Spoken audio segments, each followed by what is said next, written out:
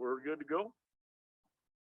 Well, we'll come back into session for the afternoon. And we have Ruth. Good afternoon, Mr. Chairman, Tribal Council. I have a couple of requests for capital equipment acquisition. The first is from NRD Roads Program. And they're requesting buyout of vehicle leases that they entered into 5 years ago.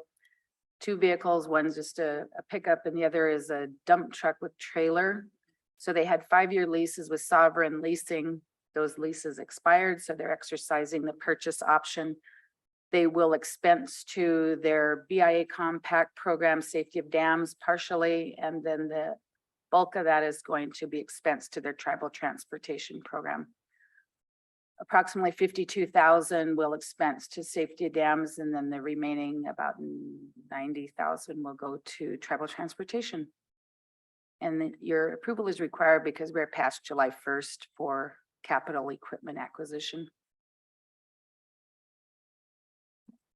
Seems pretty clear. Any questions for Ruth? And go ahead, Mike. Thank you, Mr. Chair. Do we know the accumulated cost the lease for 5 years? How much it was paid for these vehicles already? Mr. Johnston did share that with me, but that's not present here in his agenda request. I have the backup documentation, the lease itself on both of those vehicles.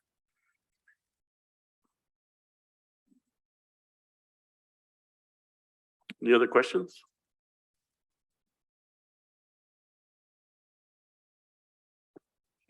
Motion by Len to approve the lost it. Capital equipment purchase for safety dams and roads program. Second by Mike. Any further discussion? Seeing none, all those in favor, show of hands.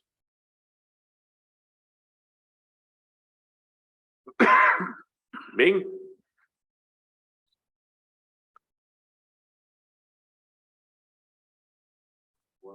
Might be out to lunch anyway. Assistant and tribal member. That's right. Just on a crime. Okay. 841 out of the room.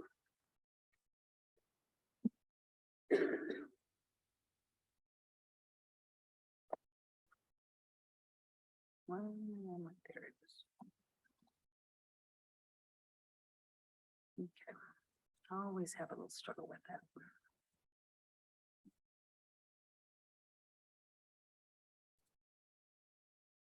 Okay, Council, are you ready for the next one? We approved that one, so. Thank you. The second request is from NRD Division of Fish, Wildlife, Recreation, Conservation. They want to purchase a storage container for the bison range. The estimated total cost will be $13,000, and similar to the last request, your approval is required because we're past July 1st. The need is fairly imminent for storage. The current storage facilities are fairly inadequate and are, I understand, mice infested. So they're not suitable for storing what they intend to use there, such as some of their display and other information at the visitor center. Shop items, oh, excuse me, museum. I was thinking museum, but yes, the visitor center. Any That will questions? expense to the funding that we've been awarded by the federal government in the compact. So we will not require any expenditure of tribal funds for this. Okay, go ahead, Martin. Will this be on a slab or? I don't see any costs for that. Oh, you're saying for some else. I'll just make the motion to approve Good question. Was this capital equipment request, please? Thank you. Motion by Martin to approve the NRD Fish and Wildlife Division capital equipment request for the Bison Range Visitor Center. Go ahead, Mike. Ruthie, we got a $9,100 price and then a $13,000. What's that all about? The difference between the 91 is estimated 3,600 for the spray foam installation. So that's gonna be the total cost once they have it all done. Second by Mike. You need further discussion? Seeing none, all those in favor, show of hands. Unanimous. Okay, how to get into the good stuff.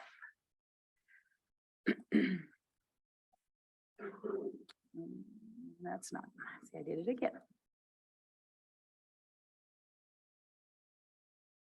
No, Martin, that's not the one I want the main one that I'm supposed to be on.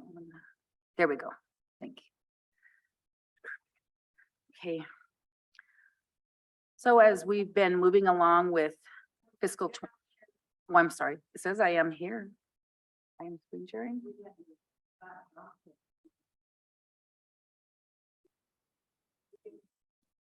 Okay, is someone taking? There you go. control? Okay, yeah, mine said now I'm viewing Martin's screen. Okay, that's fine.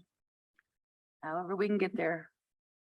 Just to remind you of how we have come through the budget process this year, beginning with the identification of our appropriations by either permanent, mandatory, or discretionary. And if you read the table, the beginning first two columns, general fund, dedicated trust, that is your wholly tribal discretionary appropriated. That is the tribe's revenues available that you are asked to make decisions for the annual budget allocations. The ones that are on the right side that move to the right are also like third party is considered general fund in your annual audit. But because third party has some guidelines around it, we choose to kind of move that off in its own column for discussion.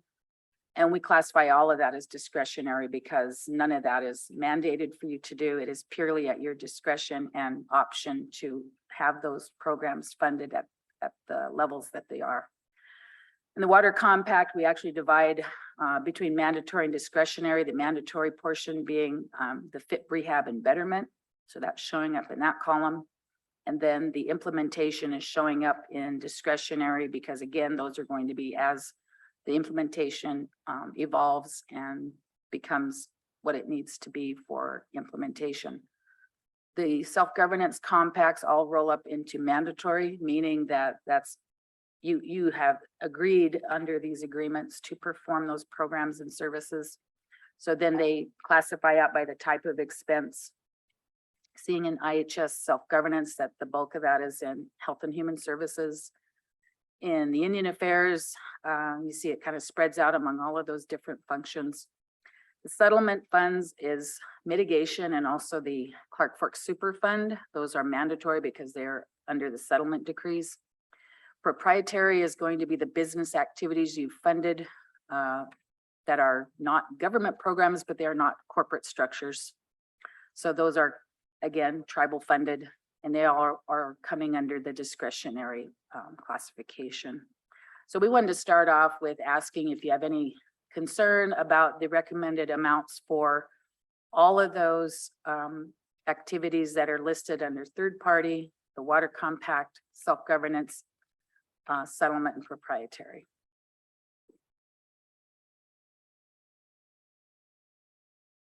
I just want to call to your attention when we talked to you about the BIA self-governance, that we had 3 programs that were requesting amounts quite a bit beyond what we had recommended for the target, those being social services and tribal lands and law enforcement. So our recommendation was to approve at about midway between what that target was and what they requested. So they will get an increase, they're just not getting the level that they have requested. Our primary concern is being able to sustain those increases because we just are not getting increases to the amounts that are available for those programs. So Carol? where's that money coming from then? That's a very good question. So when we come in at the beginning of budget development and we're telling you what your estimated funding is available by the fiscal year, we have been in a mode for several years now that we rely on the prior year unexpended amounts so that we can add on to those programs that have, you know, requested or actually would need to have an increase for their current level. And that's how we've been sustaining that. We've also had one-time infusions to self-governance, primarily is going to be the rescue plan funds that we received in 2021 of about 3.7 million. There was a very small amount identified for law enforcement, about 86,000. They are obviously going way beyond that and adding to the current level. So as we said, our concern would be, it's certainly your option to increase them, whether it can go on into the future indefinitely is what we are concerned about. Okay, so if there's a concern about that, don't you think you should consider downsizing now or a plan to possibly do that? I mean, I know we just hired executives and did all that, but and maybe I'm getting messed up on this. I used to know the budget process a little bit better when it was, I think it was smaller and less money. But now it's just like, it's just growing so much. And like on previous documents that you had, I've seen the increases in administration, those kind of things, and I thought they were fairly significant. And that's the question I had. And then we also have these 7 resolutions that we're supposed to be funding and, you know, seeing progress on those. So I don't know. I just feel like I'm kind of lost in this whole budget process.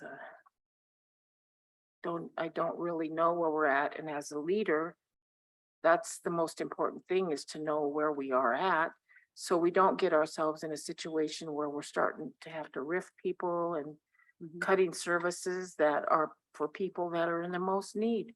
So, I mean, it looks good on paper now, but what could possibly turn around? I don't know, budgets, president's budget, I've seen that's out, and especially IHS looks like some big increases, but we know what'll happen most likely in those. They'll be cut, and then we won't be able to realize what the president actually put out there. So anyway, I'm just rambling.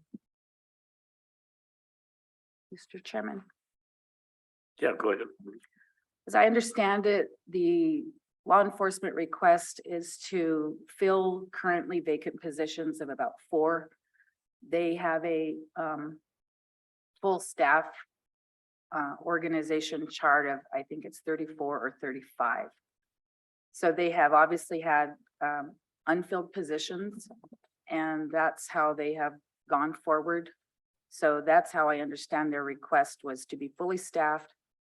I have also advised Patricia Hibbler at her request when she asked me to project out how they're going to end this year. And so I provided that to her earlier this week. And at the level that they are running currently and how I projected it, that is the level that we recommend for the 2023. So I felt good that that's where we were recommending it. So to answer that question, they would not be able to fill those 4 positions. They would have to keep running at the level they are at. They have had, I believe, increases to their operating costs, primarily fuel. They perhaps have had other increases. They may have detention increases. I could not answer that. They would have to look at that and provide some analysis there. I also advised Patricia that she needs to get clarity on the pay raises that they've granted and what their justification is for those. If they are granting pay beyond minimum and they've already been aware that their funding is not going to necessarily rise with that, I think that needs to be examined. Social services is also, as I said, kind of tracking along that. They are making the request based on need. They want to hire more people to keep up with a growing workload in child protection and all of that entails. And you also see that we've increased drug court or funding for the tribal court so that they can implement a drug court. So it seems like a lot of these increases are kind of building upon each other as we, commit resources to certain activities. There's an anticipation that other costs are going to go up because of that. Go ahead, Len. Thank you, Mr. Chairman and members of the council.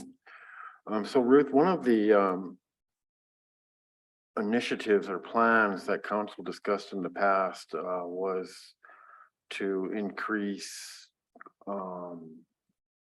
game warden staff. Yes, Does this budget reflect that plan? it does reflect what Whisper Means has requested in that work plan. Okay, great. That was an increase to 2 FTEs. I think those plus, if you're speaking of wardens, I believe it does do that, and as well as another add-on for another The bear issue. conflict position, correct, yes. Couldn't think of the animal handler, The, conflict, yeah. trying to remember back, but I remember I raised the question about, there was, lands wanted $400,000 for the cemeteries. That, what we have done, Mr. Chairman, is tribal lands has an allocation for what we call land management in general fund, because it has to take care of recurring costs like O&M taxes, other management things that we're not covering in the compact or we'd be prohibited from covering. That budget is over $500,000. It's been climbing.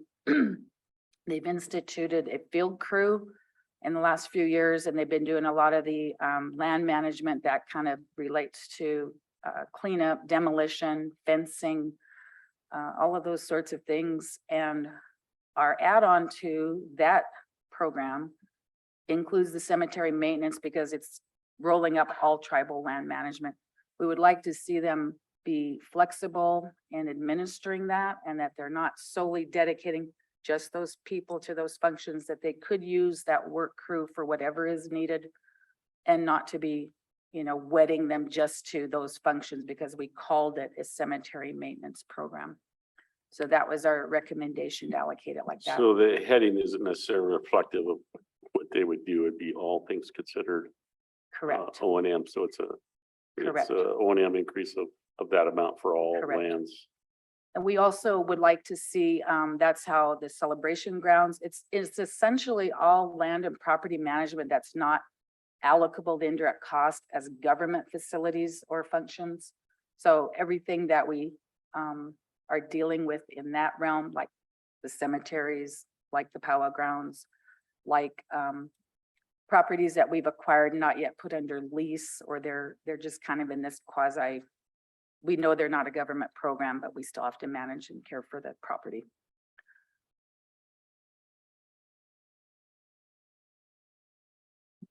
Good, Martin? And then was the Defenders Program funded for their additional 2 FTEs? Defenders and prosecutors are both submitting requests beyond the target. Neither of those have been reduced, although we did ask if they would examine them and, more or less justify the need for the increase. So prosecutors did do that at the direction of Daniel Decker.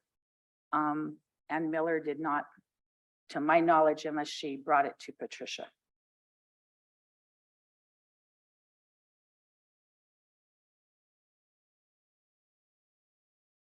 So to get back to Carol's point, the budgets we have before us are not currently sustainable. We believe that they are for fiscal 23. For 1 year, but not for 24. I would Wrong. hesitate to say that they are sustainable for 2024. It's for the fact, Mr. Chairman and Council, that the implementation of pay scale, we had estimated the impact year before last. And then upon implementation, it's evident to me that the actual implementation has gone beyond that estimate. So because we're resourcing that temporarily with tribal funds, and these are federally funded programs, I mean, in principle, that's a risky thing to do. And it's already automatically not sustainable if we cannot sustain the tribal funding that is provided there. So that is my comment upon that.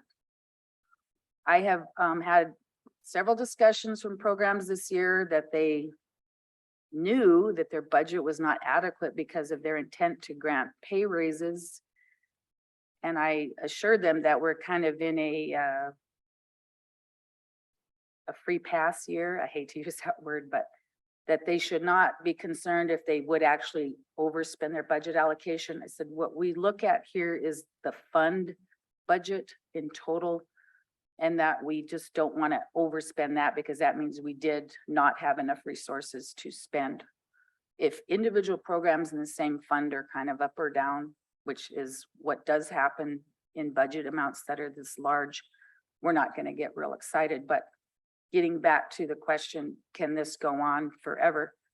In the compact, we received 1.2 million for law enforcement total. The amount is mostly for law enforcement and less than 50,000 for detention. Now, I don't think it takes an expert, and I'm not one. I'm sure that that detention facility costs more than 50,000 a year. We have been budgeting it this year at 2.6. So 1.4 million is raked up from what is available for reallocation, plus prior year expended to make that budget whole.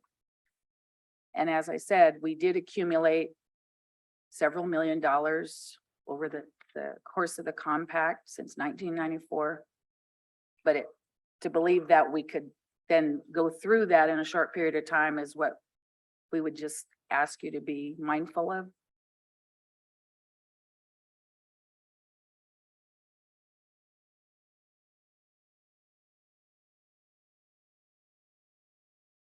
Year at a time.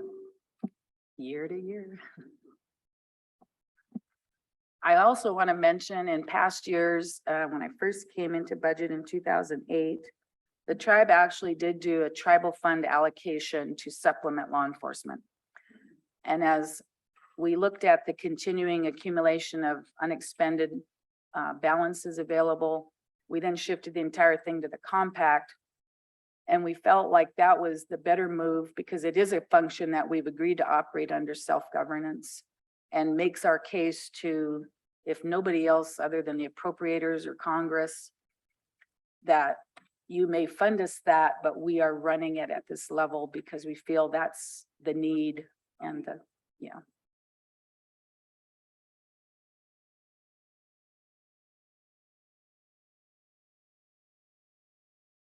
But we have money in the bank. There's some interest coming. And I want to kind of let you have a little moment to chew on that for a bit, and then switching back over to the general fund dedicated trust.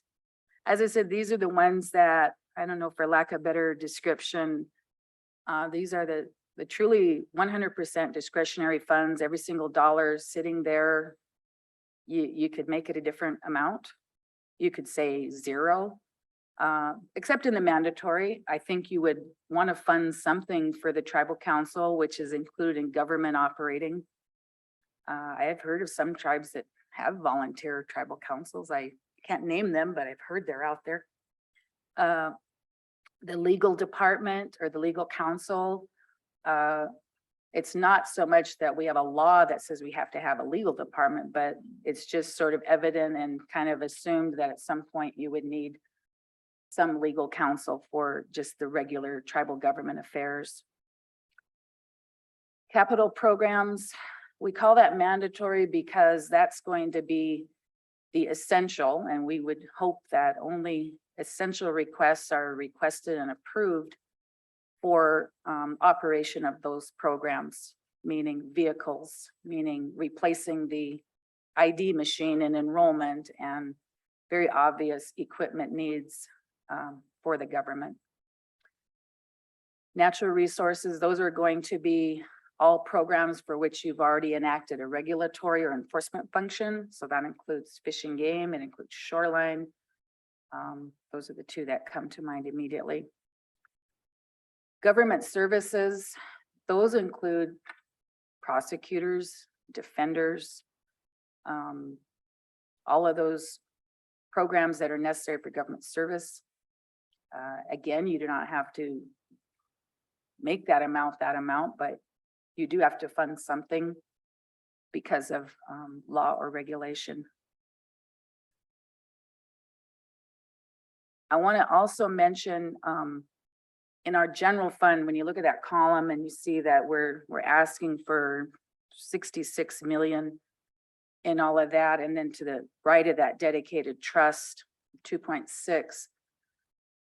If we enact at this level, and then at some future point, you decide you would like to add in or take on a new priority, the only way we can do that, because we are at the maximum level right now, it all came in right at the maximum that we're recommending is available. Our best estimates and experience in that we would have to adjust from elsewhere. There's some very obvious places that we would recommend first to pull back or to make lesser priority.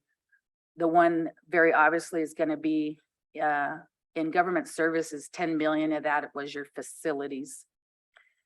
For the simple reason we don't think it's feasible that much work could actually get done next year, but it is a placeholder intended to maybe perhaps cover 1 to 3 years, because there's a lot of O&M to be done on tribal government facilities. But we would ask, for instance, if you wanted to throw out 1 or 2 or 3 or 4 or 500,000 to something, that would be my first recommendation. So then deprioritize or eliminate something from your facilities projects. There's also other ways that we could kind of pull back a little bit from everybody. That's not, I don't feel, as effective or even fair. We've done that in the past where we just implemented across the board reductions. Across the board equally doesn't affect everyone equally. So I would rather we do a targeted reduction or adjustment and fully understand when we did that, it was to make room for something else. And I already have 2 that I need to bring to your attention. So in our recommendation in general fund, we wanted an elimination of the contribution to Two Eagle River School. I spoke with the contracts and grants specialist that is their specialist for their funding that comes from BIE. And she is, if she has not already, she was obtaining confirmation from the program officer that they are not allowed to expend their BIE funding for language, which totally astounds me. And I would like you to keep that in your mind as you maybe have any discussion or conversation with the politicals, that if we are a tribal grant or contract school on a reservation, tribally operated, and fully understanding how most tribes in this country have lost their native language, why we would not automatically try to have something in our own school that would revitalize language. But the core funding is for the core curriculum, like the reading and the writing and the arithmetic and so on. So that is possibly how the tribe, through continuance after a grant had ended, picked up these language positions, and their budget requests that they're put forward is running very close to what they've had the last decade or more, about $150,000. It supports the Kootenai teacher, the Salish teacher, and what they call a home cultures teacher. I guess in my generation was called home economics. But obviously in a tribal school, they are learning, you know, the more tribal oriented home cultures and home types of arts and practices. So that is what that budget would fund. It also funds a very small operating budget for their school board. They had maintained years back that they could not even squeeze out for their school board. In discussions with financial management staff on just kind of some of the overall administration things that we see kind of coming forward from Two Eagle, we would sincerely hope that board training will be there and available and implemented for the board members. So since that, again, 150,000 to wiggle out of the estimated 67, we don't see that as problematic. The school had been funded in the dedicated trust column. We would see absolutely little to no concern that continuing it in that kind of dedication of that source of funding for their contribution. And the last one is Salish Kootenai Housing Authority is going to propose pledge of a leverage amount of 1.875 million for their IHBG project. And they are going to come in, I think in the next day or so, and ask that you make that pledge. Again, we would suggest that depending on the timing, that it could be made next year or the year after. And we would keep They that. came in. We would, again, I would immediately point back to the government services amount allocated for facilities, kind of ties into that as well. And also, you know, other available resources. General fund revenues this year have come in a lot better than we thought they would, especially in recreation permits. That was one of the main reasons that the increase to that fishing game program is seen as not problematic at all. It's not that big of a program anyway, but they have instituted some very good methods for keeping up the recreation permit sales. We had all thought they would go down quite a bit because of the price increase, but because they're able to sell them in the field, that I think has made a pretty big difference. And also the idea that there's quite a bit more patrol than has been historically there. And people that may have foregone buying a permit are now making sure that they buy a permit. The last thing is that when we came to you on tribal appropriations, again, tribal funds, general fund, we had collected up about $1 million of requests that are not tribally adopted priorities. These are going to be kind of outside tribal government, such as the request from the Arley community for a contribution to a new ambulance. We referred that to tribal health, and I spoke to Joe yesterday asking, you know, he wanted time to think about it. And I said, well, if you had any thought at all for approval, you know, do you have the funding identified? And he believes that they do have available funding, but he's not committed to fulfilling that request. It's my understanding that request came up before from former council members, so he was completely aware of that request. And also, as I said, the other requests in that kind of list of $1 million total was also from Arley for study of the sewer system. They estimated $30,000 study. I referred that to housing and it was declined on the basis of they don't have the funding and they don't have the time. So they could not commit to that request. Other smaller ones, they're all detailed in your handout that I provided, the document that says recommendations for the tribal 23 approach. Just going by memory at this point. We know we went through an exercise this morning, Ruth, where we were Good. going to, as far as lobbying, we're going to cut that by nearly $250,000. Mm-hmm. Yeah. Oh, this is what the final comment was. I kind of drift off.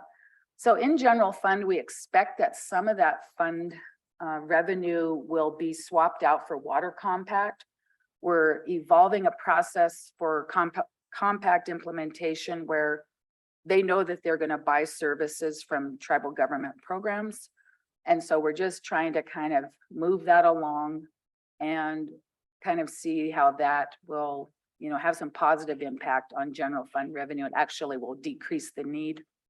And for instance, it would be something along the line of, there's a project underway for FIP and they need cultural resource review. So preservation will provide that and they send a bill to the compact and get recouped 25,000 or whatever it might be. This has already been occurring. We just expect that as more and more of the project work gets going, that more of that will occur. So this year, starting out small, will get bigger as the years go by.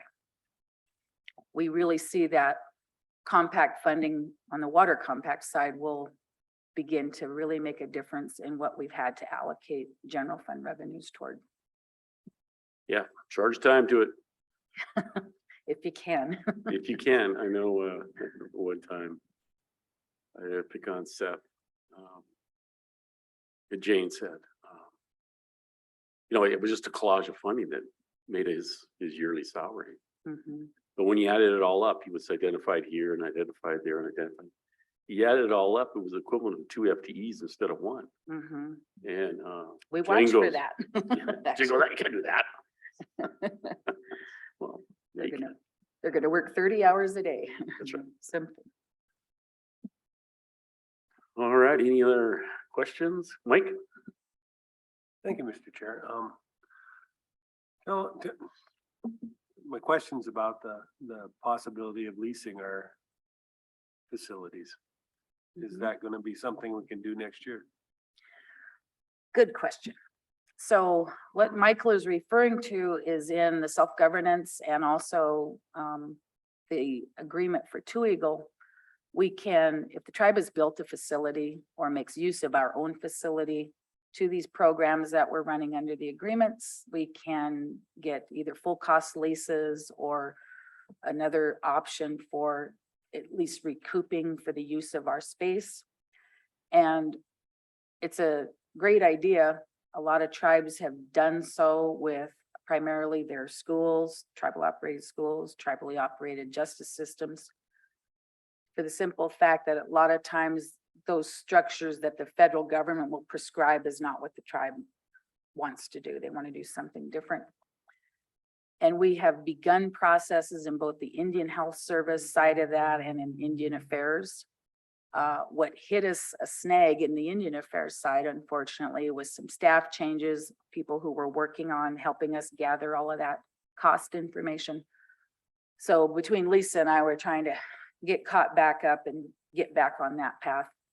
Joe also had been working on the first lease option for tribal health and was going to use the Arlie Center as kind of the launch. And I think other things again kind of take over and push that to the back. So we are not ready to implement either of the self-governance agreement leases as of October 1, as we had hoped. The good thing is that both agencies are on notice that we're looking into it. When they receive our requests and then we finally get to an agreement, they back pay us to the date that we made the request. So when that finally gets on board and gets in place, I think that'll be a welcome addition to what we're managing. It also, I think, provides quite a bit more of opportunity in facility design. I know that the court and law enforcement is sadly in need again. It seems like we've been working on that for years. It's not gotten to where I think they probably wish it was or needs to be. And the school, I understand, is yearning for more space and improved space. And I don't know why there would be any objection to the tribe building the facility and doing the lease back to the school. It might be the only way it could happen. And at least recoup the maintenance costs and ongoing costs of the facility.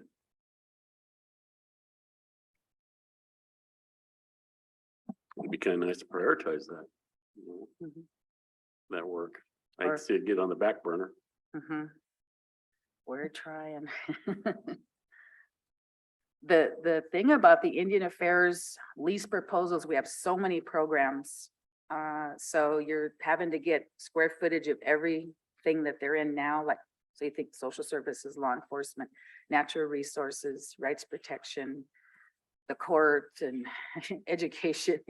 It just kind of goes. And then deciding what would be the most advantageous if we change what's allocated currently, an indirect cost pool for maintenance, custodial maintenance, as opposed to we go full cost lease. And if the market says that government building as equipped and operated is worth $4,000 a month, I mean, I don't know. Something like that. So we have to kind of look at what would be the best option for us. Martin? Thank you, Mr. Chair. Thank you, Ruth. So my understanding of pay scales are built in basically incentive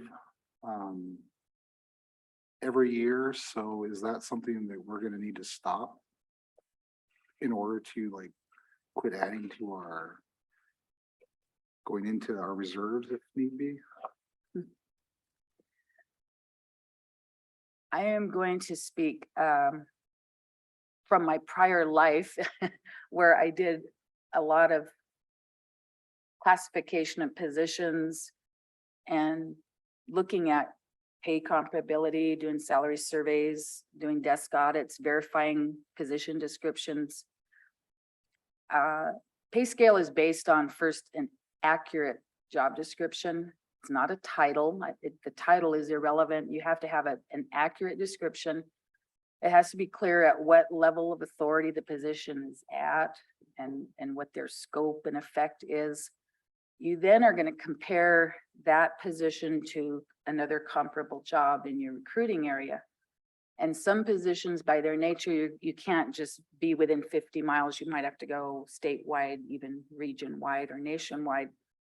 But at the end of that process, you're going to arrive at a range. And so it'll say the average comparable job is this range of pay. And if you are looking at those current amounts, it is already accounted for what an employer has already given for cost of living or whatever it may be. So on our side of it, when we implement that, there's discretion. If we have wrote a position that is quote higher than we envisioned it to be, we can change that and essentially lower the pay. Say, and that's always an option.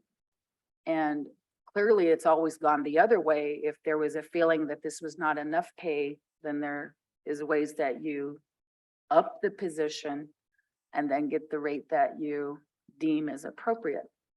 But all of that doesn't matter if you can't sustain it. You know, if I say, well, Martin, you want to buy my car? And you say, sure. And well, here's the price. You say, I can't afford that. I can find a different car. I mean, that's really oversimplifying it. But my concern has been, as we have implemented this, but the funding has not changed that much. There's only one pot of new funding, and there is a lot of restrictions on that. And you know which one it is. It's the compact. We can't put everything in there. And so the federally funded programs, especially in Indian affairs, are the ones that I kind of dial in real close to. I look at the job ads to kind of see how the pay is trending. And then when I actually see the budget submittals is when I see the hard evidence of that. I've mentioned to Greg a few times that I think we must, it's kind of it was a like to, or would be good if, but now it's a must. We've got to get some sort of a program evaluation component. If it cannot be undertaken by the executive directors, it's going to have to come from perhaps myself and contracts and grants folks, and really trying to manage how positions and organizations are being staffed and designed. I think it's natural to say, Tom is so busy, we need to get him an assistant. I thought, well, but maybe Tom's work should divide up in a different way. Maybe he shouldn't have to do everything that's on the plate. And that's something that we allow programs to do themselves. They're allowed to just deem that they need an additional position or a reclassed position or a promoted, elevated position. And it'll catch up to us at the size and scope that we're at. And it doesn't take too long. And Carol had noted, so there was a increase in administration. Administration is the biggest part is the indirect cost pool programs. And I think that's a fair assessment because we've had additional positions. We've had add-ons to nearly every program in there. Personnel is added on, finance is added on, property and supply is added on, administration has added on, and it does catch up and just keeps going up. And there's also just the administration costs. It also is indirect cost expense on all tribal programs. So as you have increased those tribal programs, that increases the indirect cost. And we do, I think, a commendable job of keeping the rate down because we have constrained the growth of indirect cost pool expense for precisely that reason. but it is the primary reason we do give those to you in those categories. You want to see which areas seem to be ramping up quicker than others or at greater volumes.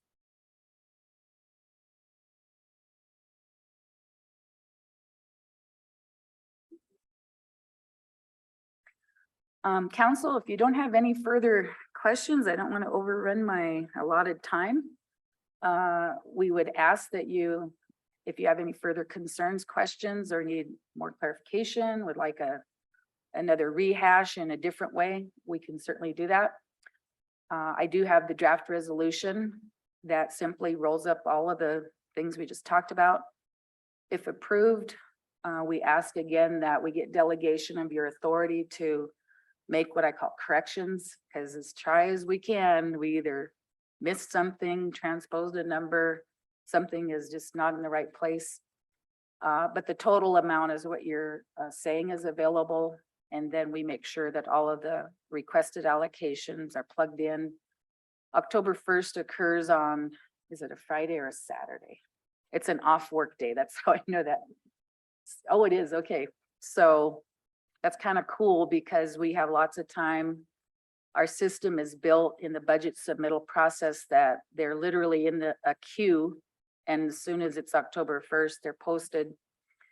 And programs do not miss a day or any time being able to obligate. You have a fair number of programs that run 24 hours a day, and they can't be sitting there on an off work day saying, I can't go get gas or purchase something. So that is what is before you. Our budget ordinance requires a final approval by September 15th. So if you do not approve today, I will request another day to come in and then get the formal approval.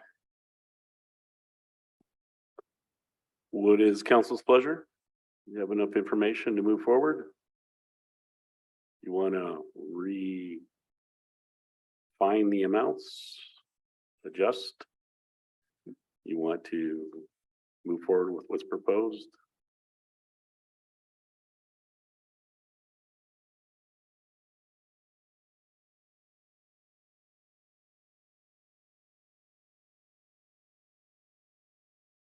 Again, the funding exists for this fiscal year coming forward. It seems. I a have no long way crystal away. ball. Go ahead, Jennifer. So Ruth, have there been years where departments were allocated a certain amount of money? Like you said, there were cuts across the board, so people have worked with that before, that, you know, it's not set in stone. If we approve this money this year, that next year we could say, this is not sustainable, we can't continue this. We're gonna have to cut back here, or, okay, because I like the idea. I like what you said about not cutting programs across the board, that, you know, some departments could make cutbacks easier than others if they had to.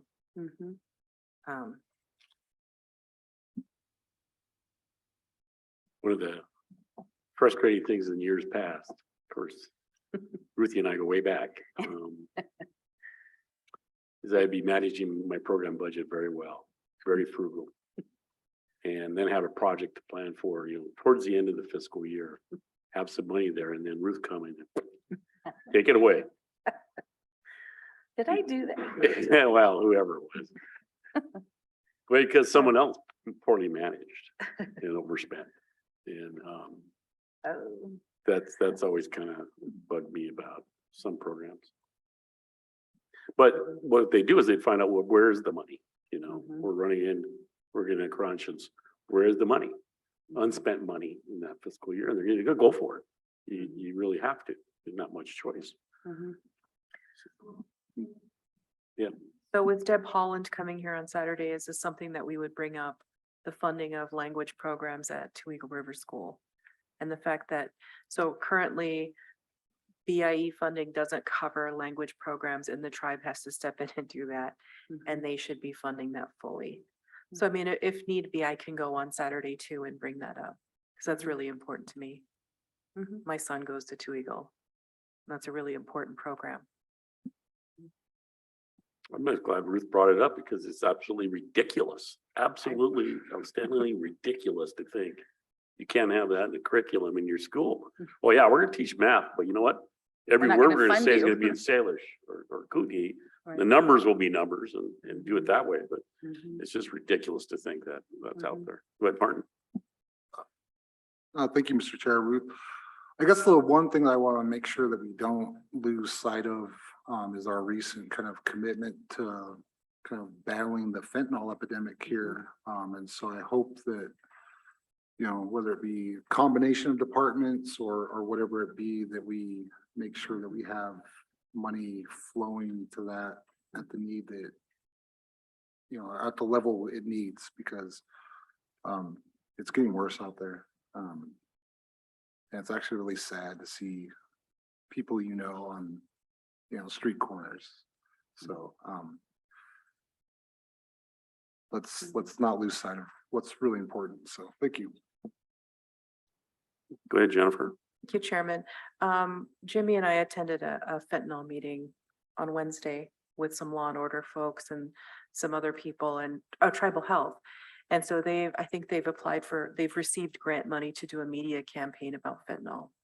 So they're just looking at how to go forward with that. So I know that that's underway and we talked about that.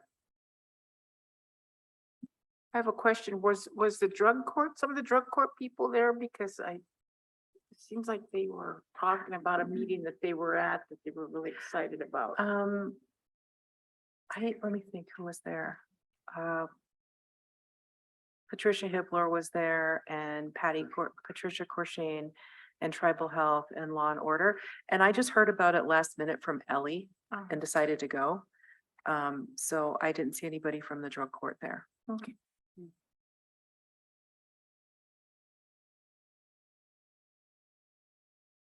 Go ahead, Ruth. Mr. Chairman, Council. Yes, Martin, my supervisor and I have had at least one, if not many discussions about your concern that you raised the last time we came in. And as I've seen the work plans come forward from the various tribal government programs and also the budget requests and being aware of what the funding is available, I think the good news is that there is an acute awareness among the leadership of this. I call it living the horror because I have personal experience with this. And having a lot of hope that there is actual resources being plugged into it directly. Tribal Health has made their resources available for inpatient treatment, and they have a very healthy, significant source of revenue that they can apply toward that. It's a matter of, you know, how the rest of the components plug in. It's one thing to get people into treatment, but then they return to what? They return to, do they have housing? Do they have employment? Can they get their kids back? Can they sustain recovery? Can, you know, a lot of things. And looking at our area, you know, I just identified two huge impediments to that immediately. I have family members that can't return here because there's nothing for them to return to. So a lot of things that have to, you know, play into that. I'm pretty excited about our drug court that may come out of tribal court. Not so much that it's going to deal with drugs, but it's going to deal with tradition, deal with what it means to be tribal families living on the reservation and overcoming things that didn't just happen this year or last year or 10 years ago. It's been happening for over 100 years. The beef up in social services also connects to that as they try to mobilize resources for child protection. These are the most vulnerable, I guess, byproducts of all of this. I mean, 14 children in our family impacted by drug addiction, not theirs, their parents. So when you multiply that, and we now have 111 kids in foster care, that doesn't even count my kids because my kids aren't in foster care. But these are our tribal kids. And you just start to see this, widespread effect, not enough housing, inadequate housing, not enough well-paying jobs, historical trauma, family dysfunction for generations. It's going to take everybody working at it, and they're all going to have their own special piece to that. and their own approach to that. And pulling that all together, I think is a worthy goal that you've already adopted as far as your addiction and mental health and homelessness initiatives. They all tie together to that.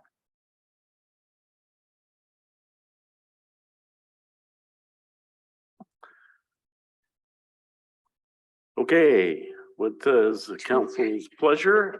Once again, I'm out of time. you know, you have background information because she's presented everything before.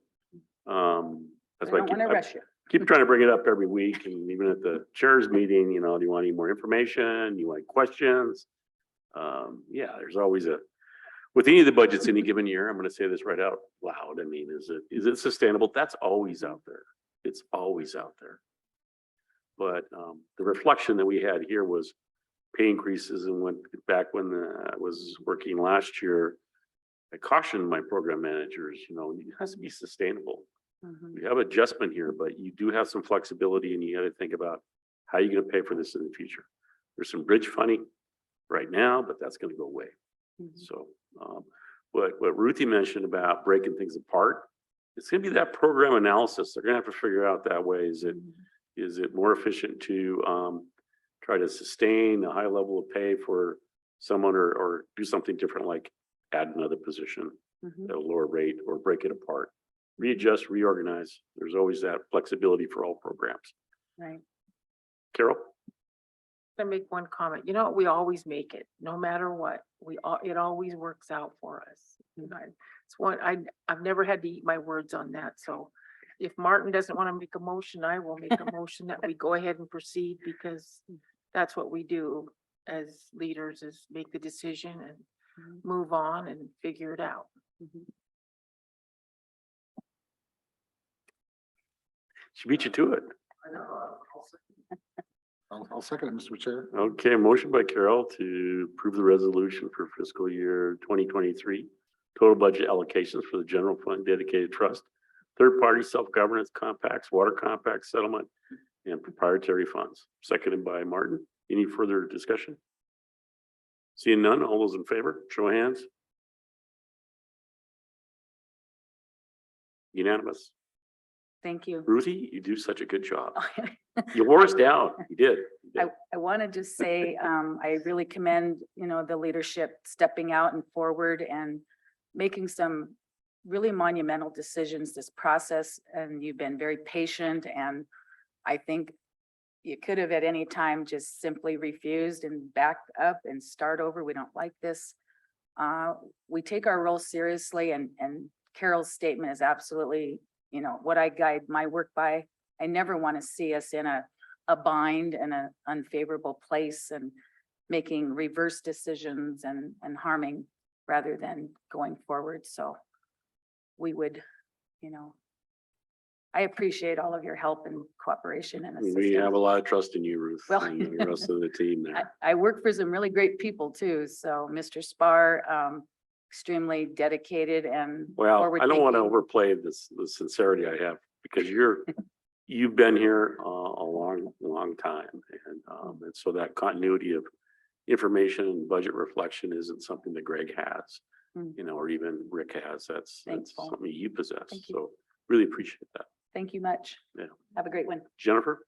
Yeah, I just want to thank you, Ruth, too, because I know you have such a good heart. And I know that it takes a certain mind to understand all these numbers, but your heart is behind it. Thank you, Ruth. Thank you. I just want to say too, I really commend you for the employee appreciation efforts that you're doing. But I told Rick, I said, Rick, I don't need appreciation. I get it 26 times a year. That's That true. keeps me coming back. Thanks again. Thanks, Ruth. We have Tara Irvine and George Ducharme up next for a quick update. All right, Tara. Right back up there, huh?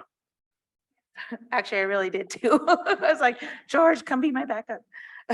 But thanks, you guys. Good afternoon, council, Mr. Chairman. So I'm just kind of doing a quick update from last week. Last week we brought in Yellowstone Productions, the Fire and Ice. They're wanting to utilize Arlie area and behind, Gray Wolf. So I brought it back last Thursday, however, everybody was gone. So I did talk with Tom. We did get confirmation that we could move ahead. I just wanted to update you on the numbers that we are gonna be compensated for. Over at Gray Wolf, that is in the, behind the Gray Wolf in the gravel pit area. For 10 days, they're doing $350 per day, on that one. So it came out to be about 3,500. Over by the helicopter area, which is the powwow grounds, they're doing 2,500 a day. With the Division of Fire, they actually do 2,000 a day for their rental. So we just jacked it up a little bit to compensate in case they were to use power or anything. So ended up being about 25,000 on that for a total of 28,500.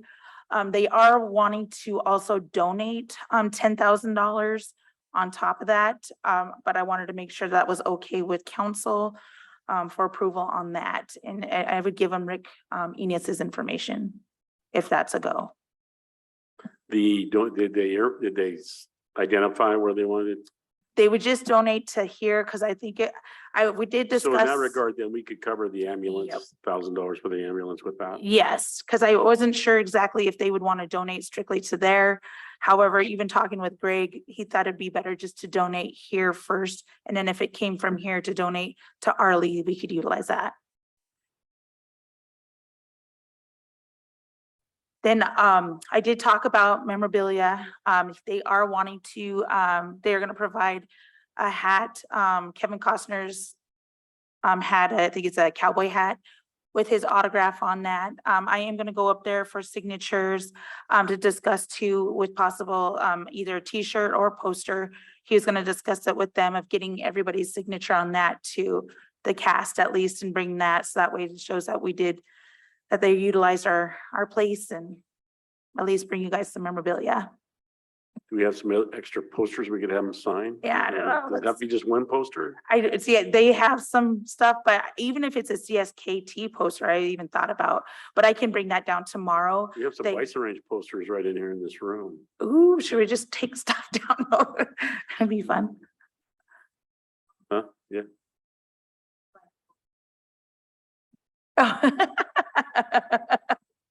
That'd be Just fun. me. Just you. Me and George, Oh, yeah. George has got it. two good looking old guys. And they are also wanting to invite you guys tomorrow to watch the filming if you are available. I said, I'm not sure what your guys's schedule is like, but they are inviting you guys to come watch filming. It'll start late in the afternoon, possibly around like 2 and up. So, because they're gonna do afternoon, evening-ish. But they are inviting council if they want to come watch, because again, they are appreciative of you guys letting them utilize their land. Our land. Where are they gonna be? So they're gonna start, actually, I was gonna find that out tonight exactly where the location was, and I can send Jen all the information. But I believe they're gonna start out at the powwow grounds and then work their way over. Okay, go ahead, Len. Thank you, Mr. Chairman. What about commercial time? of Yellowstone? And the reason why I bring that That's a up good is idea. because we've talked in the past about doing some commercials about bringing back big medicine Okay, during the airing of Yellowstone once they start again next year. ooh, I like that. If Mhm. if we get some time, you know, I'm not sure how that works. If they have to work with the television industry or if they make that decision, I don't know. Right, What's the production? Is that Amazon? Who's Paramount, Paramount? Paramount So it'd Plus. be the Paramount channel.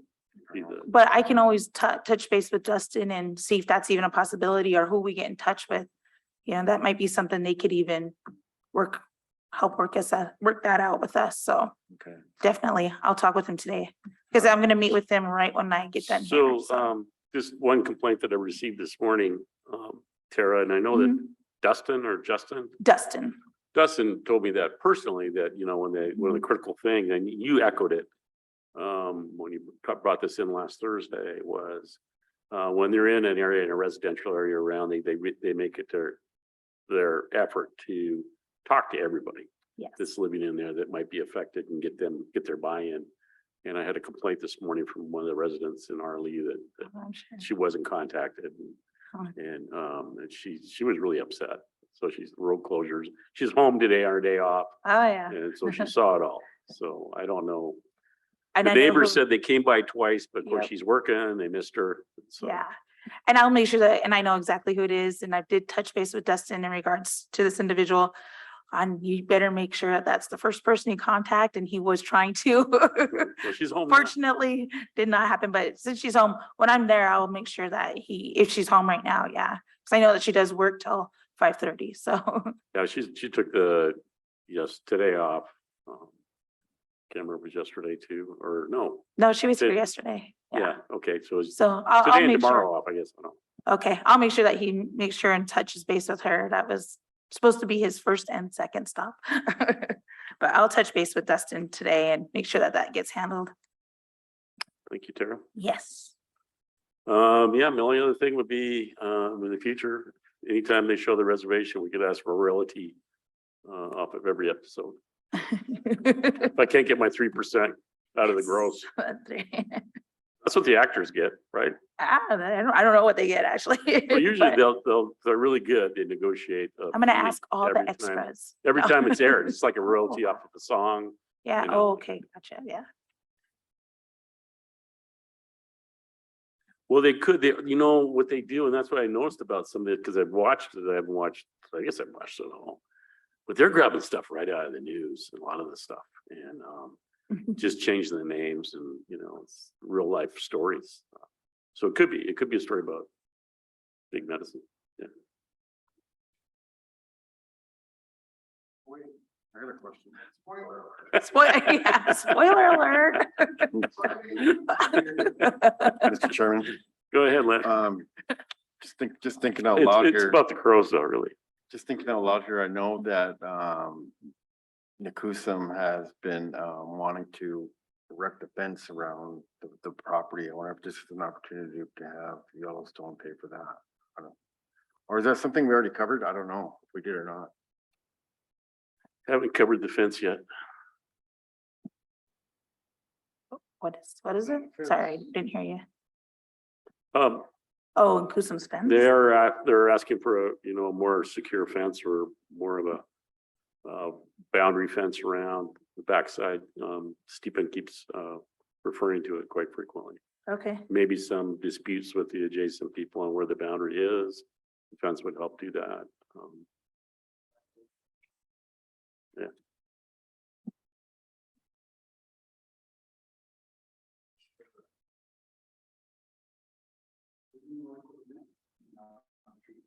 yep, She's pretty sensitive.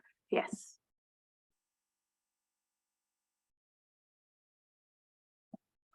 All right, We'll yeah, plot it out. sounds great, Tara, Yep. thank you. All right, thanks you guys.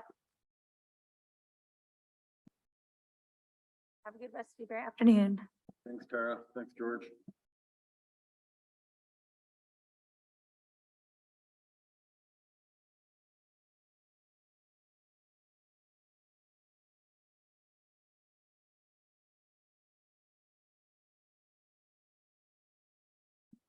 Then after your break will be, did you want to do Erica's update on the vitamin D? Or did you want to see Patricia Hibbler for her updates?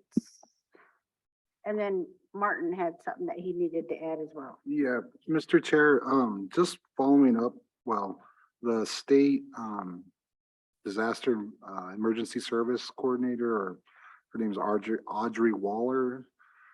She's been the one that's kind of been pushing for a declaration of emergency. Dale usually comes in and does that, and he hasn't.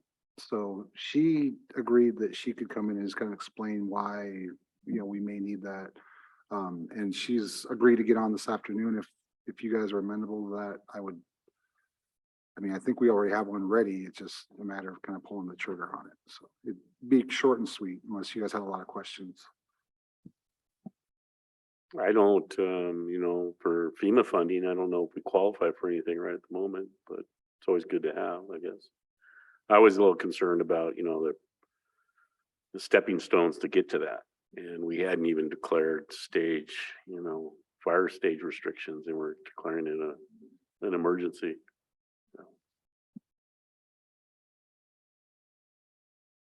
Yeah. I don't have any issue with that. Yeah, it's definitely informational. So did you want Patricia first, because hers is a motion, not and an update? Or did you want to go with Erica? Hers is just an update. on I Vitamin D research. council's preference. I just want to make sure we keep quorum for the voting portion. Oh, well, we're gonna take a break right now. How about we do, let's go ahead and do Patty if it's real brief and do the vote before we lose anybody. Then we can do informational. Okay, break.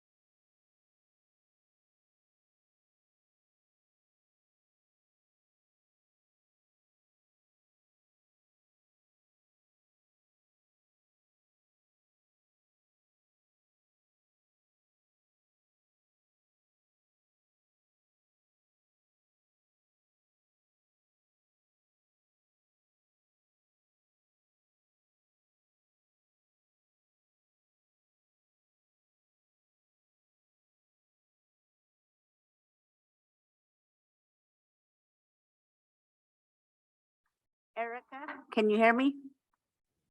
Yes. I just sent you an email and Lloyd is here, but Oh, hello. we have another issue that needs motion and I want to keep my quorum. Okay, So it's looking more like maybe 3:20 to 3. okay. So I didn't know if you wanted just to wait in the waiting room or come back on or have me email you when it's time to get back on again. Sure, if you want to email me, that sounds great. Okay, I just emailed you this too, but Lloyd wanted to talk to you, so I put you into the meeting while they're on break right now. Oh, okay, thanks. You hear me? Yep, I can hear you. Hey, I'm on break too, so. How you doing? So what are you guys up to? Oh, I'm gonna present the vitamin D. You're right, I see that, but I mean, when's our next body meeting? Oh, September 1st. Oh, I was gonna do it next Thursday, but then Work Liz told me day, there huh? was something. What's that? go out there and clean up the, oh, that's the weekend of the, what's going on that their time? Is that Earth Day? I think so, that's what I was kind of, I thought it was Earth Day. So. But other than that, yeah, I thought you were over here. That's why I come over here. We were there this morning. Oh, is you? Yeah. Yeah, we only had 2 cases this morning, so that was. Oh. Yeah, we were in and out this morning. We just had 2 participants and they both came at 7 a.m. So we drew blood at 7 and took longer to do all the processing than anything. We were back on the road by, I don't know, 8:45. Oh, yeah. Other than that, I was gonna ask you about what the Maybe September 1st then, huh? Yeah, does that work for you? Oh, yeah, Okay, I'll send you a message. okay. I was kind of asking, I put and sent an email to people, said if they wanted to be at admission or if they wanted to go to a restaurant or something, but no one replied back, so I don't know. Oh, heck, we didn't get in touch with, Steve, huh? Steve Lozar? No, I could try calling him. I know, right? I've been trying to get a hold of him too, and I don't know if his phone was out or he changed his number or what, or he blocked everybody out. He's done with us. So, so that was that. And I've been trying to get a hold of him the last couple of weeks. There was some things I wanted to talk to him about, so. Yeah. I Other haven't heard from than that, him for a long time.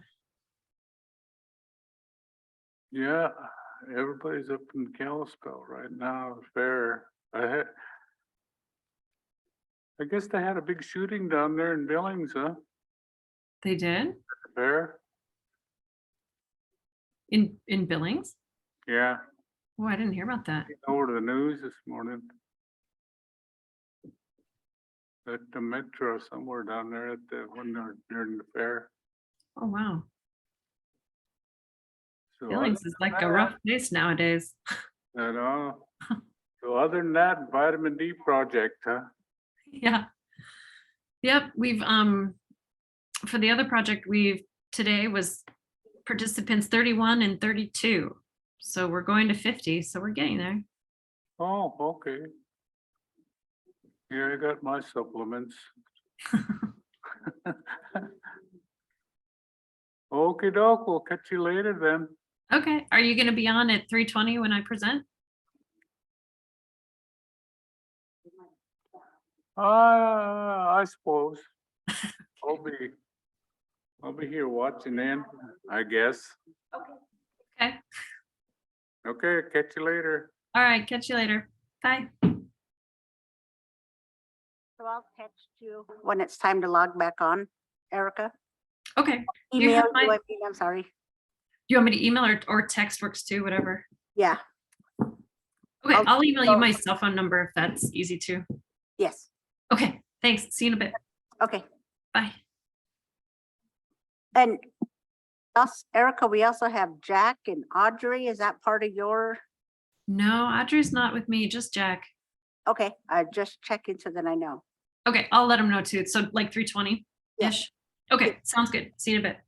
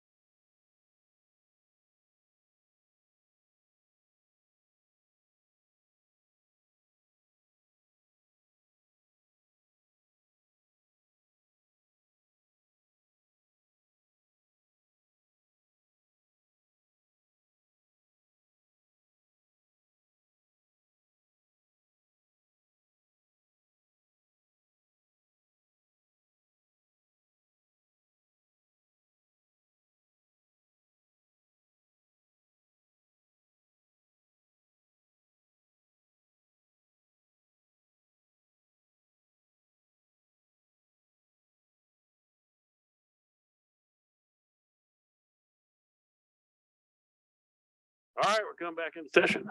Patty, come on up. Going without him.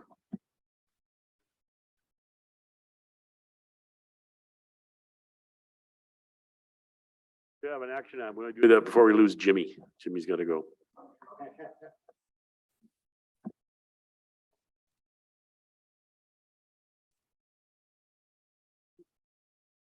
Thank you. So I am here to ask for approval for a limited waiver of sovereign immunity. So you should all have that in front of you. Not anymore. Oh, So it's a request from the Montana Department of Commerce. Back in June 22nd, 2021, actually May 18th of 2021, we received notification of funding from the Montana Preservation and Historical Society. So it's a grant that 3 chiefs wrote. They actually wrote it back when before the fire at the People's Center, and it was to fund ADA compliance and some other renovations at the People's Center. So when the fire occurred, a request was made for a change of scope, and that change of scope was written to support the new build of the 3 chiefs. So it has been approved to support ADA compliance, water well and security system in the new build when we get there. The spending on the funds is until 2026. According to the House bill that supports these funds, we have to have it contracted for by the end of September. They're asking for all documents to be in by tomorrow, and one of the requests is we have to have a limited waiver of sovereign immunity. Dan put this together this morning. Normally council approves this limited waiver, and it's limited because it's only in relation to the scope of this particular project. So that's a little bit of the history. motion by Len to approve the limited liability for the Montana Historic And preservation. Preservation grant.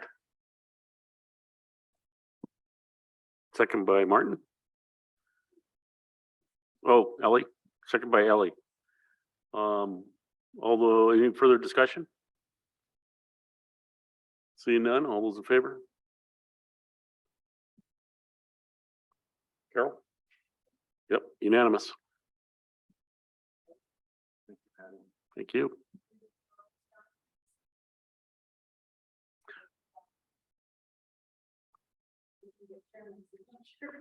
Sure.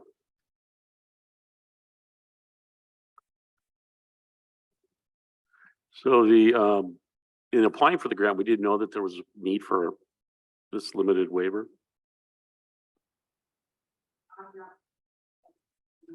I'm not really sure. My guess is probably not. We've kind of learned it's a 2-step process with the Department of Commerce. Is first you apply for the grant, you get it, you do all the planning, but when it gets to initializing it and drawing down the funds, you have to actually contract.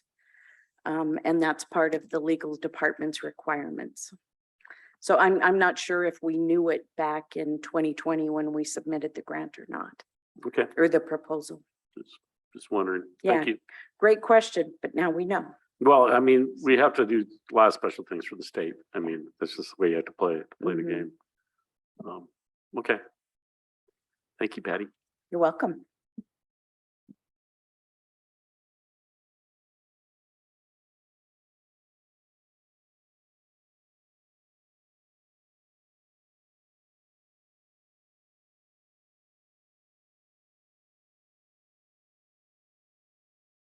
Yeah.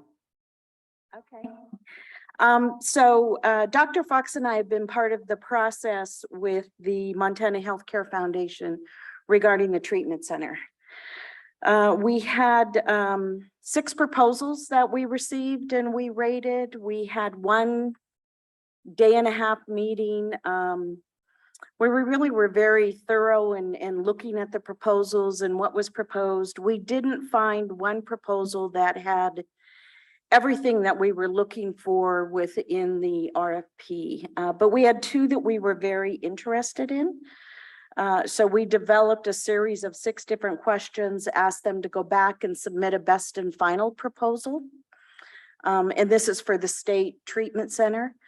And then on Monday this week, we got together again in Billings, and they actually, those companies that submitted came to meet with us face to face. So we were able to have some in-depth conversations with both of them. I think either of them could have done it. There's just 2 different philosophies and where they place their emphasis. Essentially, the company we decided was our top choice was a partnership between Claus Law and One Fire. So Claus Law would be the managing partnership or the partner in that partnership. They really bring that expertise of negotiation and facilitating with tribes, and very, very strong in financial design. And bringing in those financial partners to actually will need to build that statewide treatment center. One Fire is a group of individuals that brings that expertise on the needs assessment and the analysis and to the treatment piece to it. They have a pretty robust team headed by a researcher from Oklahoma. And one of the partners on the team is Dr. Candace Fleming. I don't know if anybody remembers Dr. Candace Fleming. She was one of our first behavioral health and mental health directors at Tribal Health. She was very instrumental in starting some processes and treatments and really looking to bring in partners in areas that we weren't doing at that time. One of them was, that was the first project that really became in really beginning to treat people with addictions to prescription drugs. And that was a huge grant that was funded by Robert Wood Johnson Foundation that they brought in at that time. So she's got some great history with our tribe, not a lot of knowledge, and knows a lot of the big funders out there to bring on board to really help to make this happen. So when we left on Monday, we made the decision of who the contract should go to, and then Montana Healthcare Foundation is going to begin to negotiate and put that in place. And then one of the first things will be really is who are those individuals from the different tribes that wrote the letters of support and the resolutions and want to be part of this process so we can begin moving it forward. It's a huge process. It's really slated to be about 1.5 years before we get to any final architectural designs. And then at that point, we also should have the funding mechanism in place and the governance structure in place between the different tribes. And that's also part of very strong process that Claus Law brings to this entire project. We know a treatment center won't be up and running probably for another 3 to 4 years. It's a long process, but we're excited to be seeing it move forward and really have that expertise that will help drive it for us.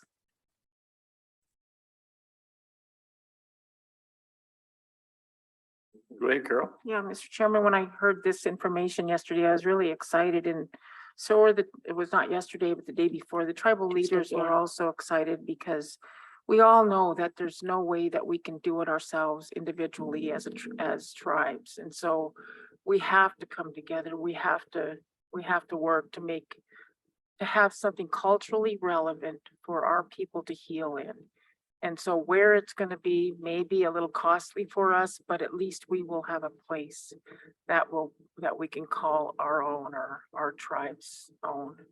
And so it's good news and I'm really excited and I'm glad you were there because you were the best person to be at the table for us, I feel, along with Joe and whoever else was there. So thank you.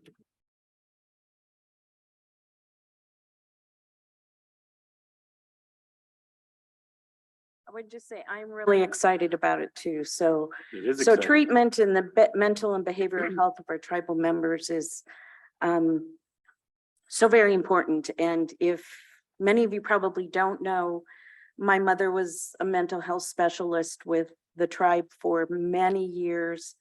And she started one of the first narcotic treatment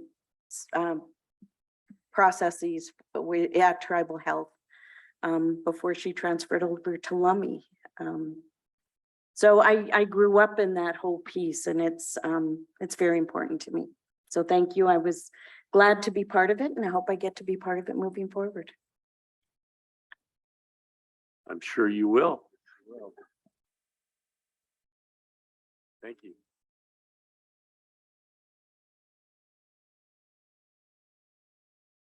So I made the phone call again today to the Blackfeet nursing home to try to get that tour going. I think the last time we were trying, we were all still in COVID. They didn't want any visitors, but they are much more open now. So hoping to get that scheduled. So those of you who want to take a tour can do that. Good, Carol. You know, back in the day when I was at a housing meeting, Northern Cheyenne also had a huge elders community center, living center.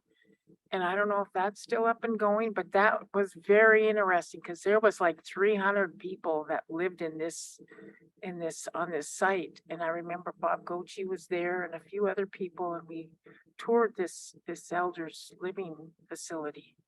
And I was impressed that they had it, but maybe it's not still going. I don't know. And I'm not aware of that. My conversations with Lisa Evers and then also, oh my goodness, I forget her name. She's the head of long-term care at the state, has really said our resources are Blackfeet and I think she said Crow, but Blackfeet's was running much better and that's where we should do the tour. But I'll follow up to see if I can find anything out about that.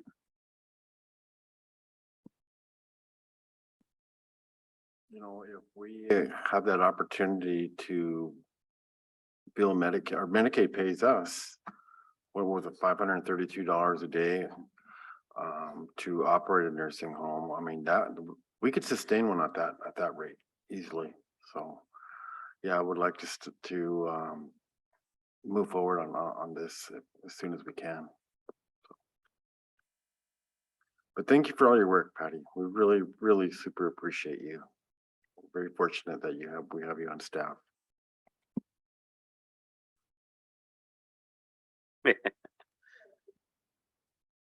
Good job. Thank you. Bless you. Yeah. Go figure. I know. Do we still have Erica or not? She's gonna come grab your signature really quick. Yeah, absolutely.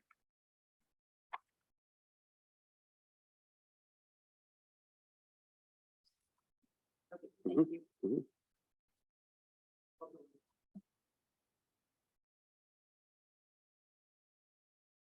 Sure, John? Okay, go ahead. Good afternoon, Audrey. I'll just introduce you real quickly. Got to know Audrey. She is the Montana Disaster Emergency Services Western District Field Officer. I don't know if that's changed. That's an old signature line that I pulled off an old email. I got to know Audrey during COVID with our UC United Command Center with the county. She helped put on a lot of our mass COVID testing events and vaccination events. So she just was reaching out about just kind of providing some information on maybe things that we should be doing or could look at just for possible federal funding, I think, for FEMA. So I'll stop there, Audrey, if you want to just fill in the blanks. I appreciate it. Thank you. Yeah, absolutely. Thank you, Honorable Counsel, for giving me the opportunity today to speak with you. I had reached out to Martin in regards to after the Elmo fire and then also now the fire that you have close to that one as well in regards to a declaration from the tribe declaring an emergency for those fires. And I know that there had been some confusion, I believe, on the fire administration didn't necessarily think that it was needed. And I just wanted to clarify that that declaration is less about the actual fire suppression and more about the recovery efforts and making sure that the tribe, as well as their people, are getting the support services they need in addition to any sort of recovery that may be needed, whether it be fences, livestock losses, hay, those types of things, and just making sure we start that process early enough to make sure that you guys are taken care of in regards to that. As Martin pointed out, I am the Western District Field Officer for Montana Disaster and Emergency Services. But I also know this area very well. I grew up, I'm an RLE girl, so I know this area very, very well, and its people, and I understand the importance this has. I tried to work through, and my role initially is usually working through the local coordinators with Mark Clary and then also with Mr. Nelson, and been kind of unsuccessful using those channels to be able to get any sort of answer or recollection on that from either party. I know that Dale worked specifically for the tribe, and so I had hoped that maybe that conversation had been had, but not sure it had been. So I was just checking back in to make sure that those types of things were being discussed. And if they were, if I could answer any questions, at least on that side of why this would be or is needed. Any questions from council? I know some of the things, Audrey, you mentioned are covered under our BEAR program for fires. And so like fencing and some of those things. You know, the one question I had early on was when we get into when we have community displacement as what's occurred here, especially for the Elmo, Lake Marijuana area, and there isn't emergency shelter readily available, but there is motel space, et cetera. I didn't know if there was funding for something of that nature or not, or reimbursement for something like that. Because it was 100 degrees out, and you know, some people just can't, you know, stay in a tent, or you know, they may not, because of COVID and other things, they may not feel comfortable in a school gym with a bunch of other people. So I didn't know what was there. Absolutely. And the answer to that question is yes. And unfortunately, the first step in that progress would be doing the declaration and explaining just those types of things in the declaration that assistance was needed in regards to that. I think those are all very, very valid concerns, especially given the circumstances surrounding that. So yes, there are those types of funds available. And that was another, you know, that's another aspect to look at is that if people lost power, did they lose food? Did they lose, you know, maybe storage of meat products or other things like that? So those are all things that underneath that declaration, we can start looking at those different avenues to recoup those costs which may not be under that BEAR program that we're referring to. No, those human aspects of it aren't, you know, when you displace them for shelter, that is not definitely in the BEAR. That's the landscape, you know, the natural environment, restoration of commercial values, you know, timber grazing, impacts fencing, roads, environmental type constraints. But for it was quite active. Of course, you know, you saw it all, but people needed shelter right away, and it really wasn't fast enough because that fire was rolling big time, and we had great help from like Councilman Vice Chair Lynn was out there trying to find places for people to find immediate shelter. And the only thing we could find was motels. And so to recoup some of that cost that we were doing would be great. But it was absolutely needed. There was really no other choice at that point in time. Yes, and I think that's kind of what I was here to do, is kind of clarify that where I'm coming from, and the reason for the declaration is that I look at specifically those costs that aren't directly associated with the fire or weren't directly associated with fire restoration. So what I like to tell people is I deal with kind of the human aspect of fire. So that's kind of dealing with just those types of things that you were referring to, is the human aspects and things that needed to be done as an emergency protective measure to keep people safe and to make sure they were cared for until other arrangements could be made. So yep, that's absolutely the kind of stuff that we're referring to. Okay, super. Martin? Thank you, Mr. Chair. Thank you, Andre. And yeah, I appreciate you kind of following up with us. I don't think I was doing a very good job of explaining it that well to the rest of the council. And then I think that we've already kind of sent the template that you sent so to our legal department. So thank you so much for doing that and kind of keeping on us about what we need to be doing. I'll just leave it at that. Thank you very much.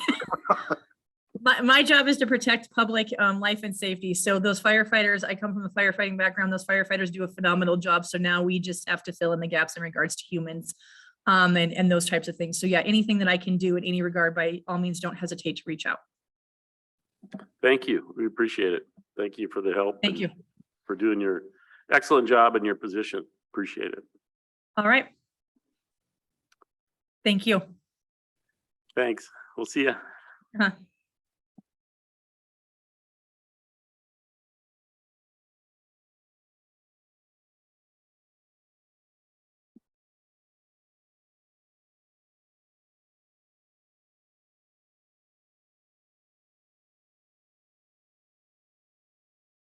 Well, in regards to, I met with legal department about doing because we didn't do one for Boulder fire. No. Well, no, didn't. I was just after when Dale emailed me about it or texted me, I said, well, check with fire, let's get the recipe done right, and then we can do one. But then I contacted legal and they looked at what the county had done and well, I wasn't sure what it meant. And so well, it's potential to get FEMA funding. So to me, there's no hurt in doing it. If we can qualify for some funding or get some but that was the question, was the motels. I really think it's worthwhile to get reimbursed for those. Yeah. Definitely. So if she could do it, she helps us with the state FEMA. We're in knowledge of something that somebody dropped the ball on. And I think it's huge. Well, Can't we? the ball's can't we been dropped for recommend- years. Can't we recommend? I've that been strongly recommending it. We could strongly recommend They're, that. they're really looking at it. Yeah, they're really looking at But reframing that. until we start doing something about it, nothing will ever happen. I mean, you've mentioned it a few times to certain people. And it just kind of like, oh, now, no big deal. But this is a big deal. It is. Jen? Can we bring this discussion back? Because I've been making Erica wait Oh, all yeah, afternoon no. because she was supposed to be on at Yep, 2. let's get her on. Okay. Let's do it. Way to go, Okay. Mark.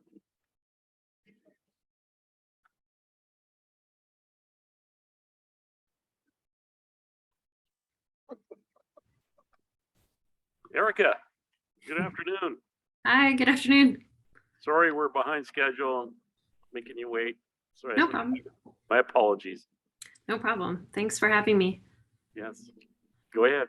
I'd also like to introduce my graduate student, Jack Staples. He's a PhD student at the University of Montana in our Pharmaceutical Sciences and Drug Design program, and this is his work I'm showing. Good to meet you, Jack. Well, good to meet you as well. Okay, let me share my screen.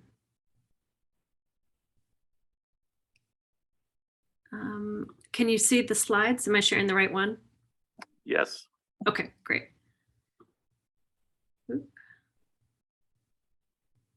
Oops, let me swip that. Okay, does that look good? That's perfect. Great, thank you.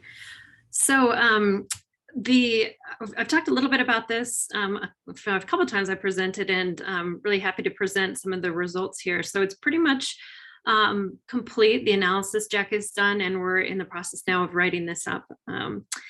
So this study was to understand what is that what are the vitamin D levels in CSKT participants? This was a study that Dr. Muskies was really interested in.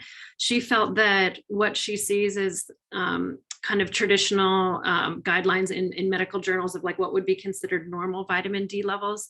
She felt that what she was seeing in her patients here were lower than that. And sometimes, especially like in the winter times, she thought she was seeing levels that were just very, very, very low. And so part of the goal of this was to first of all, characterize what are the levels of vitamin D in the CSKT and how do they fluctuate over the seasons, as we'd expect them to be lower in the winter than the summer. And then also to try to understand if there were genetic predictors in that could explain some of the variability. So, oops, there we go. So just to talk about vitamin D for a minute, everyone's kind of heard about it, that it's really important in a lot of things in our health, really important in bone health. And there's a lot of data there, heard particularly as we age, it's important to have good levels of vitamin D. But it's been associated with a number of other diseases, including cancer and mental health. There's been some data in the last few years to link it to outcomes with COVID. So it's a really important molecule, and it's important that we have high levels of this, but it's really variable amongst people.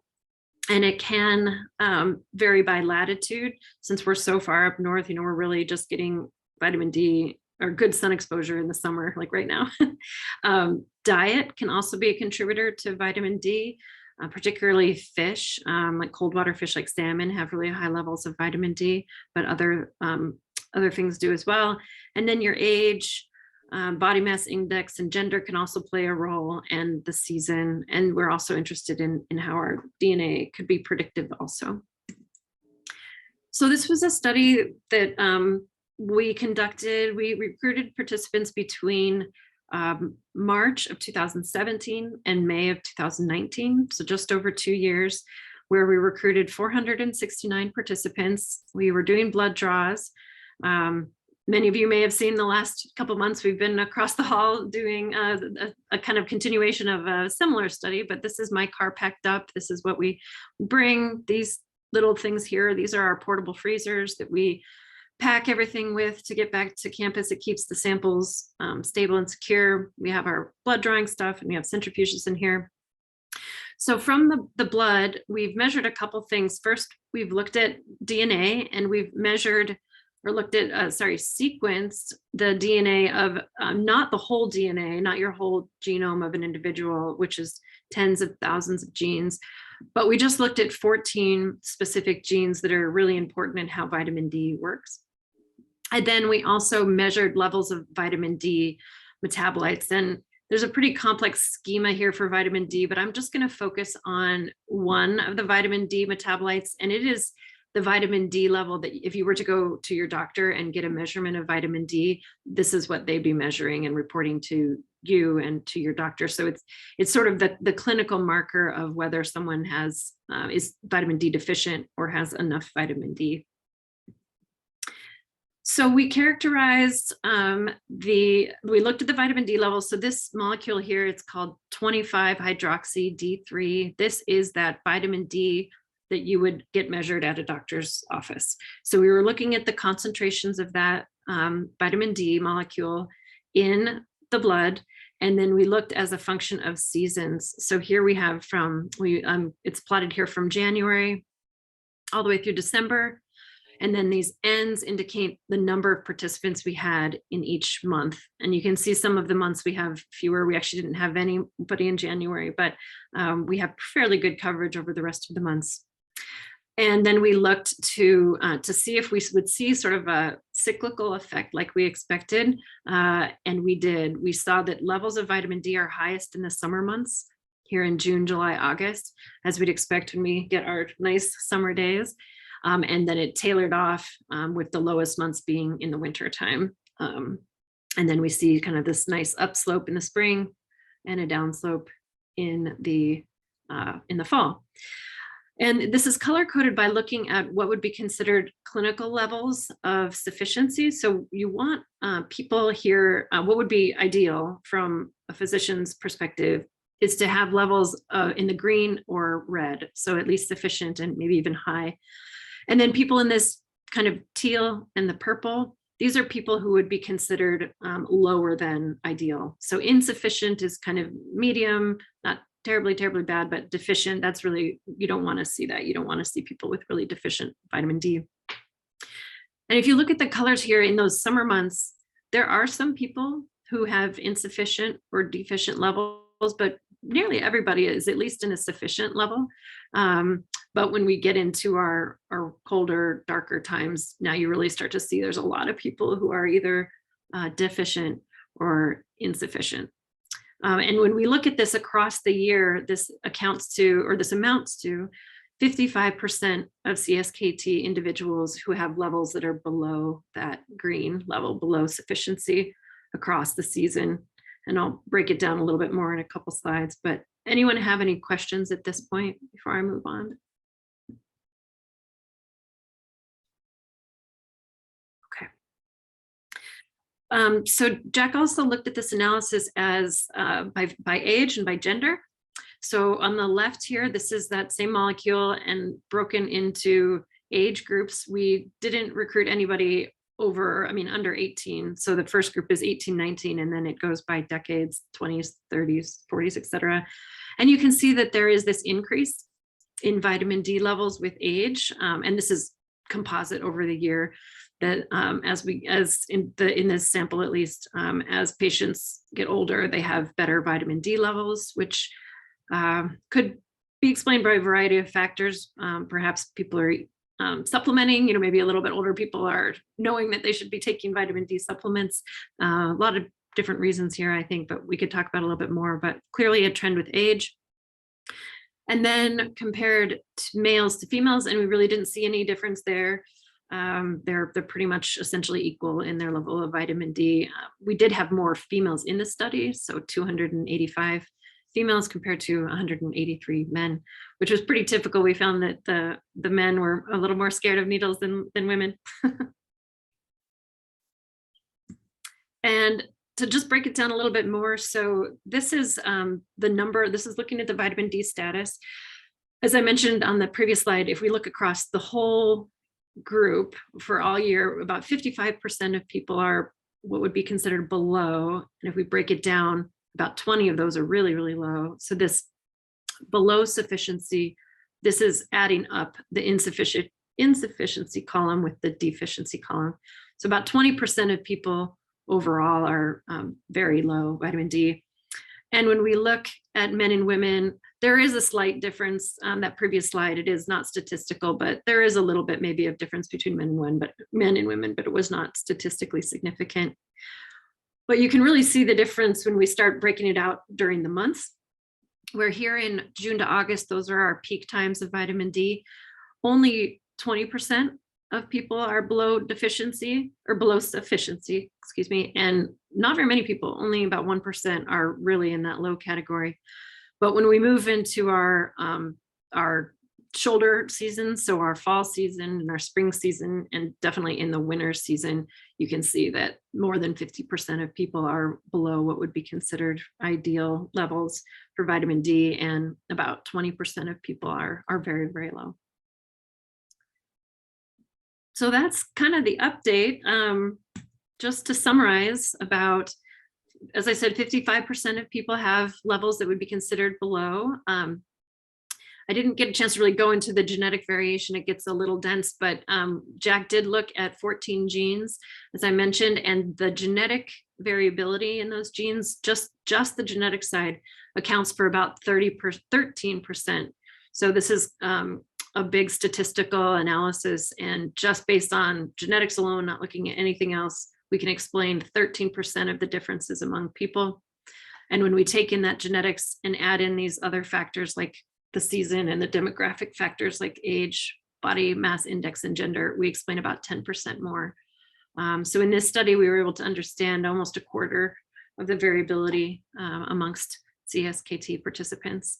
And we hope that now that we've done this first study to characterize what is the vitamin D level, what are the vitamin D levels amongst CSKT participants, the next step would be to think of maybe a study or a strategy where we could try to address that insufficiency, particularly in those winter months when a lot of people are low. And then just want to thank everybody in my lab as well as at the University of Washington and of course the Tribal Health Department and the participants themselves. It's almost 500 people and it's a huge honor to have really been able to do this work. So thank you very much. Any questions for me? Any questions for Erica or Jack? It's interesting, you know, that, oh, did you have? So there was no survey about vitamin supplements. I mean, that's that interesting for the age categories to find out that people like me are looking pretty good. Yeah, we didn't. So we on our questionnaire, we do ask people what kind of medicines they take. And we ask them about over-the-counter stuff too. So we have some data on the sufficient, like on if people are taking supplements, but we didn't specifically ask for that to have a better idea of how many people are taking supplements or receiving supplements. My guess is these people that had super high levels, they're probably supplementing. It'd be pretty hard to get levels that high just on diet alone.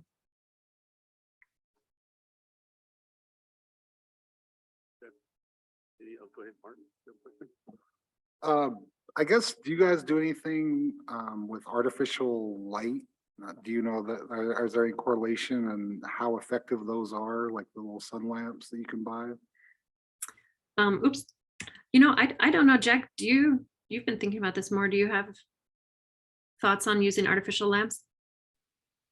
I know that they do work, or studies show that they can increase your vitamin D levels as long as it's within kind of the UVB ultraviolet B radiation spectrum. Then it certainly could be helpful. And what's just as helpful is just spending 15 minutes a day out in the sun around noon. That's kind of the minimal effective dose for increasing vitamin D levels.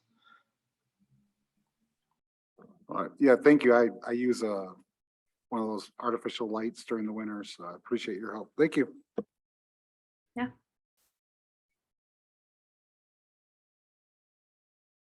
All right, great update. Okay. Well, Interesting. Thank you. Thank you, Erica. Thank you, Jack. yeah, thank you. And I know you guys have had a long day, so we'll let you get going. But thank you for letting us come. We want to get out in the sun. Yeah. Exactly. Go get your vitamin D. Thank you. Thanks. Bye. Thanks. We'll see ya. See ya.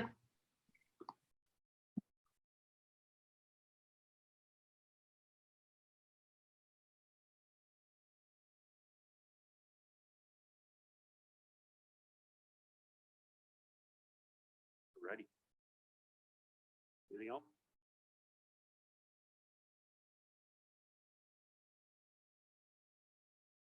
You done with this? Nothing we're forgetting, like I did last Thursday. Okay, go ahead, Martin. So I'm going to Billings this tomorrow, or I'm sorry, Sunday. So I will stop at the Democratic Rock Party or Quarry Party. It's not a rock party, unfortunately. Stand on top of the quarry and throw rocks down at them, you know. Wear a red shirt. Yeah. Make America Trump again. I mean, great again.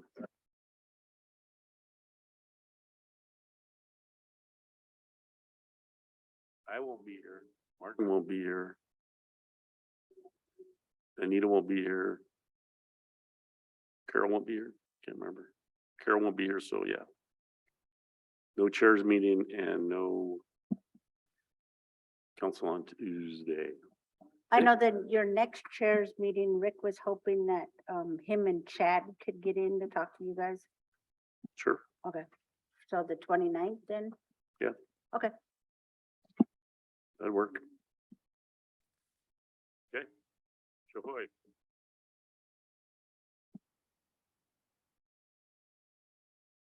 Is that a frisbee disc? I mean, a disc movement, was that? Oh, okay. I'm gonna try out my Grey Wolf Casino sports bar winning tools tomorrow morning. The golf clubs. I know.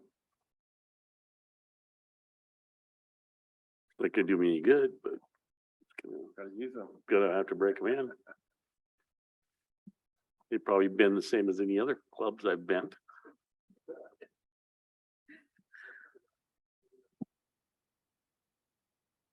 That's the sports bar? It's kind of the same menu was there before. It's a short menu, but Yeah. it's a good food there. Yeah, I've eaten there well, I've always eaten there. The grill. It's the same as the little Pine Mountain Grill, pretty much the same, but, yeah, but you know, if you haven't been in there, you should go check it out.